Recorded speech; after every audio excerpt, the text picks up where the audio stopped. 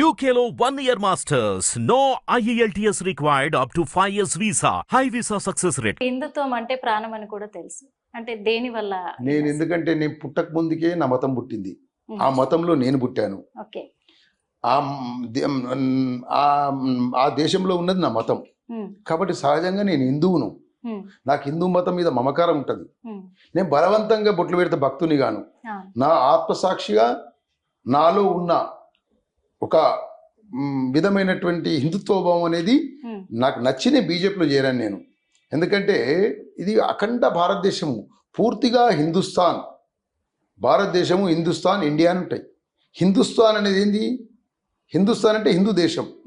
కాబట్టి ఇక్కడ మన మతం పైన జరిగే అరాచకాలు, మన మతం పైన జరిగే ఒక విధమైన దాడులు, ఈ విధంగా ఎవరికి వారు నాకేంలే అన్నట్టయితే రాబో కాలంలో ఈ హిందువులము 80% ఉంటుంది. ఇప్పుడు 70 అయ్యారు, 60 అయ్యారు, ఇప్పుడు 40% అవుతారు. ఇప్పుడు ఇట్లే ఈ విధంగానే ఉంటే 2040లో మనం మైనారిటీలమవుతాం. ఇది రాసి పెట్టుకోండి.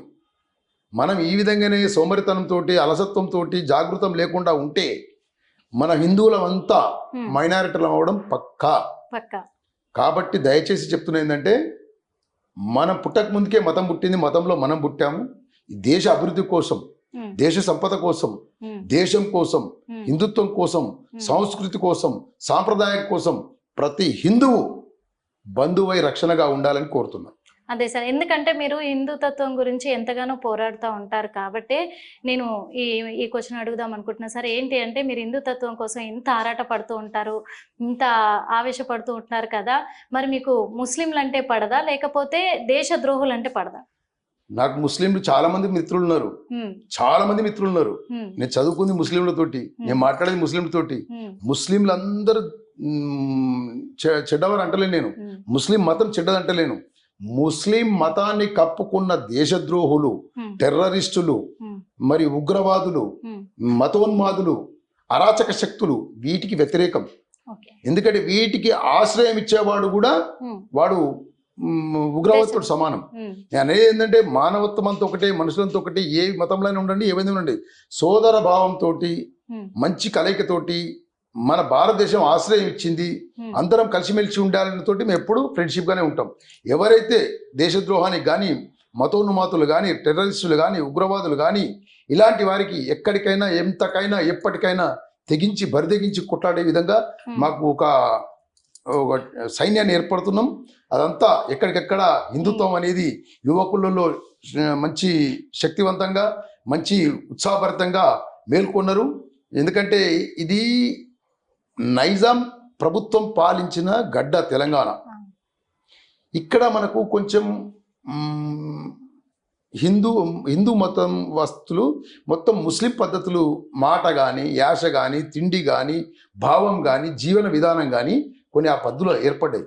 మన బలవంతంగా మన తాత ముత్తాతలకు ఉర్దూ మీడియం నేర్పించారు. మన ప్రాంతం తెలంగాణ ప్రాంతం ఇది నిజాం ప్రభుత్వం, ఆంధ్ర ప్రాంతం బ్రిటిష్ ప్రభుత్వం.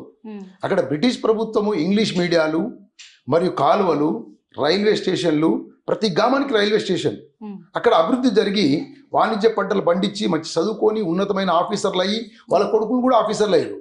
ఇక్కడ నిజాం ప్రభుత్వం కాబట్టి బలవంతంగా ఉర్దూ మీడియం చదివిపించి మనకు విద్యాభ్యాసం లేకుండా, ఆంధ్రప్రదేశ్ అప్పుడు కొత్త రాష్ట్రం ఏర్పడ్డప్పుడు మనకు చదువు పైన ఉద్యోగాలు ఆధారపడ్డాయి కాబట్టి ఆంధ్ర వాళ్ళకేమో చదువుకున్నారు కాబట్టి వాళ్ళకు ఆఫీసర్ పోస్టులు గ్రేడ్ 1, గ్రేడ్ 2, IPS, IAS సెక్రటరీలు అయిపోయారు. మన వాళ్ళంతా ఉర్దూ మీడియం 3వ తరగతి చదువుకొని నిరక్షరాస్యులై మనకు చదువు లేక చెప్రాసీలు, డ్రైవర్లు, కండక్టర్లు, ఈ విధమైన 4th క్లాస్ ఉద్యోగాలలో మనం ఉన్నాం. మన కొడుకులు కూడా, మన దగ్గర ఆర్థిక సమస్య ఉంది, చదువు లేదు కాబట్టి మన కొడుకులు, మన వాళ్ళు కూడా ఆ విధంగానే పైకొస్తూ రావడం జరిగింది. కాబట్టి ఈ వ్యత్యాసం అనేది ఇక్కడ ఏర్పడుతుంది. మనం నిజాం ప్రభుత్వం కింద ఏర్పడ్డాం, వాళ్ళు బ్రిటిష్ ప్రభుత్వం కింద ఏర్పడ్డారు. కాబట్టి మనం ఇంకా ఇక్కడ తెలంగాణలో డెవలప్మెంట్ కాలేకపోతున్నాం. మనకి ఇంకా హిందుత్వం గురించి మాట్లాడే పద్ధతి కూడా తెలియక, ఈ కొంచెం మనకు చదువు జ్ఞానం తక్కువ ఉన్నది. ఇది మోమాట లేకుండా ఎవరేమని అనుకోని, ఉమ్, చదువు జ్ఞానం తక్కువ ఉంది, ఇంగిత జ్ఞానం కూడా తక్కువ ఉంది. ఉమ్, కాబట్టి ప్రతి ఒక్కరు మనకున్న వేదాలు, మహాభారతం, రామాయణం, ఇతిహాసాలు ఉమ్. ఇవన్నీ తెలుసుకోండి, చదువుకోండి, నేర్చుకోండి, మన సంస్కృతి ఆధ్యాత్మికతను కాపాడండి అని నేను కోరుతున్నా. కొంతమంది హిందువులు కూడా జ్ఞానం లేక క్రిస్టియన్స్ వేస్తున్న గాలంలో చిక్కుకున్నారు అని చెప్పేసి అంటున్నారు. సరే, వాళ్ళు ఒక మాట అంటున్నారు, హిందుత్వం హిందుత్వం అంటున్నారు, మేము గాలం వేసాం అంటున్నారు, ఎవరు రమ్మన్నారు మా దాంట్లోకి అని. ఇప్పుడు దీనిపైన మీరేమంటారు? అవునమ్మా, గాలానికి ఎర్ర పెడతాం, ఉమ్, చేపలు రమ్మని చెప్పం.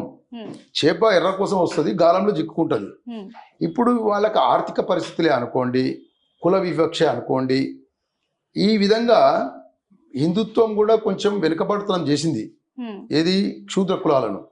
కాబట్టి ఇప్పుడు మార్పు చెందిర్రు, ప్రతి ఒక్కరికి దేవాలయ ప్రవేశాలు ఉన్నాయి, ప్రతి కులం వారు వేదాలు చదువుకోవచ్చు, ప్రతి కులం వారు పూజలు పునస్కారాలు చేసుకోవచ్చు, ప్రతి కులం వారు ఇప్పుడు భారత రాజ్యాంగం సంకల్పించింది అవన్నీ. అవును. ఇప్పుడు ఈ పూర్వకాలంలో వాళ్ళు మిషనరీ వ్యవస్థ వచ్చి, మదర్ తెరిసా లాంటి వాళ్ళు కొన్ని మిషనరీ సంస్థలు వచ్చి చర్చిలు నిర్మించి, స్కూళ్ళు పెట్టి, చారిటీ ట్రస్టులు పెట్టి ఆకర్షితులను చేసి ఉమ్, వాళ్ళను మత మార్పిడి చేసుకున్నాయి.